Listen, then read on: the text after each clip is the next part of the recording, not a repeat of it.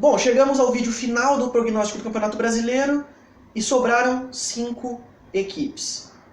E dessas 5 equipes, o quinto colocado para mim eu acho que é o mais fácil de ranquear aí, sem querer desmerecer, lógico, porque já, enfim, está para mim na frente de 5 times, de 15 times, mesmo sendo o maior rival do meu time, que é o Corinthians.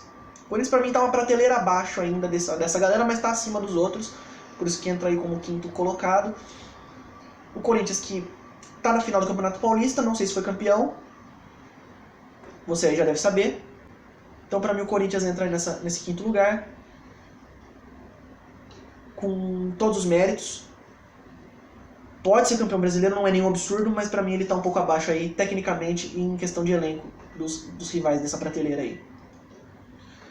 O quarto colocado pra mim é o Flamengo, que sobrou no Campeonato Carioca que ele jogou contra ele mesmo, porque o Campeonato Carioca é um campeonato fraquíssimo, acho que dos estaduais principais é mais fraco inclusive que o Mineiro e o Gaúcho. Do campeonato ser fraco nos pequenos, entre os grandes, o Flamengo é muito superior tecnicamente em questão de elenco em relação a Fluminense, Vasco e Botafogo, que vivem os 3 momentos ruins. O Vasco ainda é um pouco menos ruim, mas também não é grande coisa o Vasco.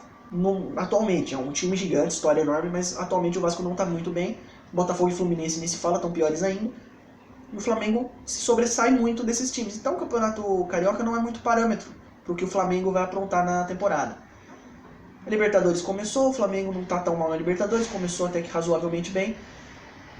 E o Flamengo, eu acho que, comparado com os 3 que sobraram, o Flamengo ainda está também uma pontinha atrás aí, mas quarto colocado para mim atualmente no Campeonato Brasileiro é o Flamengo. E agora chegamos no pódio, né? Chegamos nos 3 melhores times do Brasil, na minha opinião, atualmente, que são o Cruzeiro, o Grêmio e o Palmeiras. E pra mim, eu acho que ainda também por muito pouco separa esses times, incluindo o Flamengo. Muito detalhe separa eles pra mim no ranqueamento aqui. E eu acho que o Cruzeiro pra mim é o terceiro colocado, porque o time deitou no Campeonato Mineiro, fez uma campanha espetacular, liderou de ponta a ponta, chegou à decisão invicto, mas perdeu o primeiro jogo pro Galo. Não sei quem foi campeão, mas você sabe. Mas perdeu o primeiro jogo pro Galo, o Galo se tornou favorito ao título no jogo da volta. O Cruzeiro estreou na Libertadores mal não, perdeu pro Racing no El Cilindro de Avellaneda, mas com derrota, empatou com o Vasco da Gama no jogo da segunda rodada em casa, foi um resultado ruim. Tanto o Cruzeiro quanto o Vasco nesse grupo precisam se reabilitar, tem 1 ponto só cada um em 2 jogos. Não começou muito bem na Libertadores do Cruzeiro, mas o Cruzeiro é um time que tem qualidade, que tem condições de se reabilitar nesse campeonato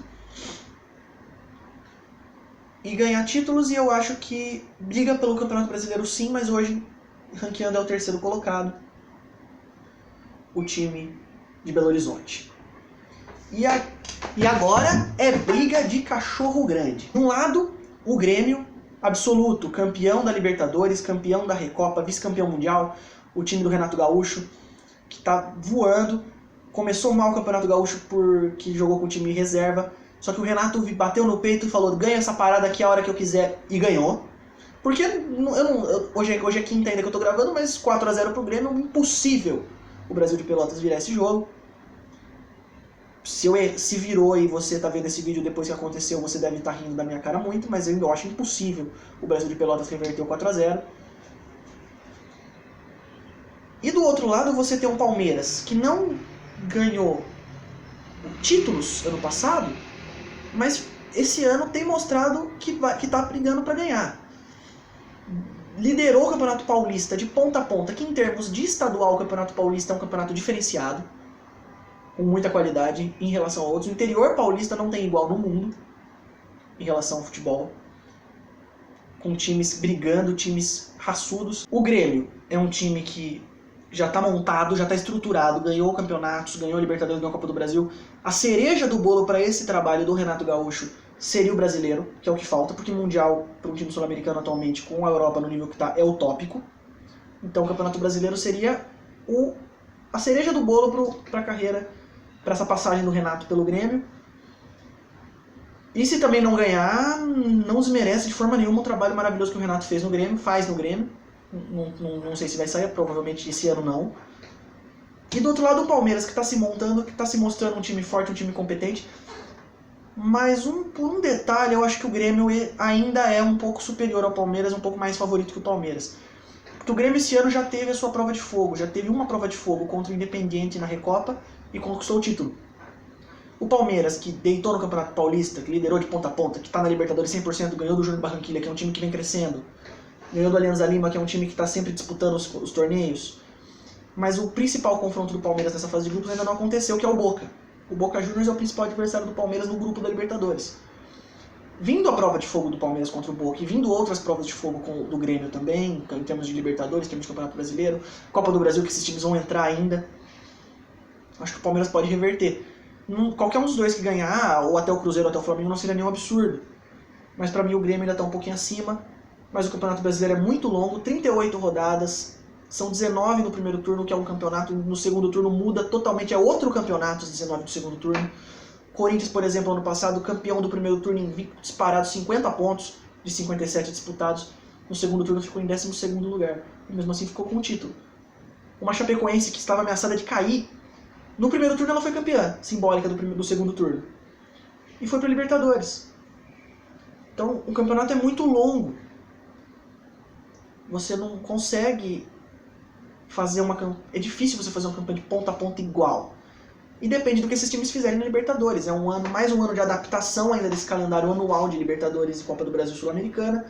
Os times têm que começar a se acostumar a conciliar. O Grêmio no passado foi campeão da Libertadores largando mão do brasileiro. Muito mérito pro Renato ganhar a Libertadores, mas o brasileiro largou. Se não tivesse largado o brasileiro, talvez brigasse com o Corinthians para ser campeão, se tivesse caído fora da Libertadores antes.